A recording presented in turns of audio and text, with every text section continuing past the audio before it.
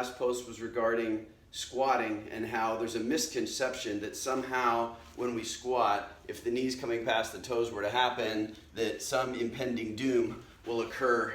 And of course that's not true. But with that came up the question, what about lunges? What about lunges? So if we're thinking of a lunge, I'm going to assume from the easiest to the hardest. So in my view, if I'm going to start somebody with a lunge, I think there's a lot happening there to decelerate the forward-backward motion as well as the up-down motion. So there's a couple ways to regress that. The first thing I'll have someone do is a split squat, meaning they get in the position, but they just go down and up. Looking at that from the side, what you're going to see is a relatively vertical shin. Whether your knee touches or not is not relevant to me. They're just there and going like that. So that's one regression. Then if they do that pretty well on both sides, then what we can do is think about the difference between a reverse lunge and a forward lunge. When you reverse lunge, you've got your body weight behind the lead leg and you're just decelerating coming down.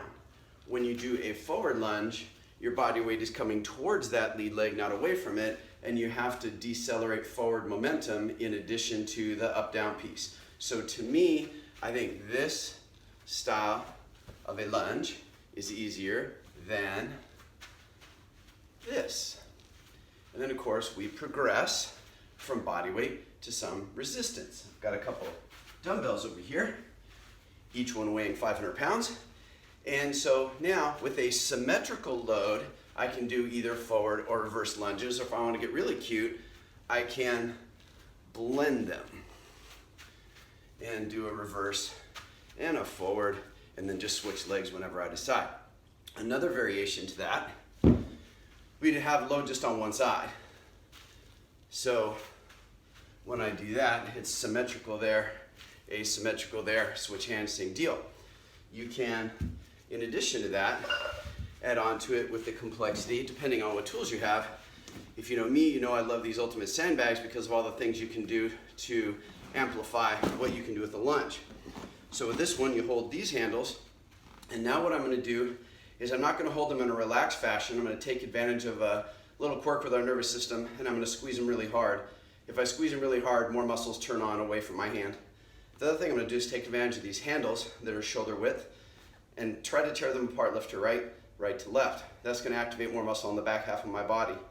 Now what I'm going to do is that reverse lunge with a little turn, because if I'm doing a lunge, theoretically, I'm doing this because I want my legs to be stronger. But when I lunge in a normal fashion, I'm only challenging my body in one plane of motion. As soon as I do this, now I'm challenging it in three. The normal plane of motion, sagittal, forward, backward, like any lunge. But once I've got weight on one side of my body, not the other, now it wants to tip over. Also, I've got this momentum of the sandbag going around the corner like that, which is rotational. So then I can do both. And that really works on my ability to generate power from here to here in three planes of motion against this.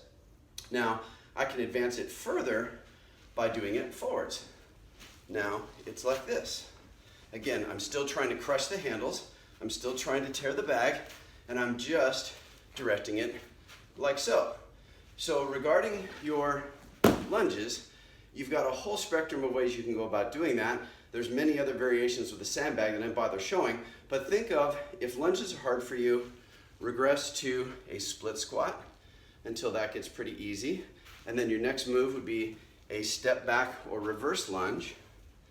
And when that gets easy, either put some weight in your hand or start going forward with this lunge. And when that gets easy, put weight either symmetrically or asymmetrically with dumbbells or kettlebells, and then you can really rock it out if you get yourself an ultimate sandbag and really think of full spectrum triplanar training, which is when you really knock it out of the park. The ultimate sandbag is, as far as I'm concerned, without peer as a training tool. I hope you find that helpful. If you want any more, put a comment down below and I'll try to address it. Thanks a lot.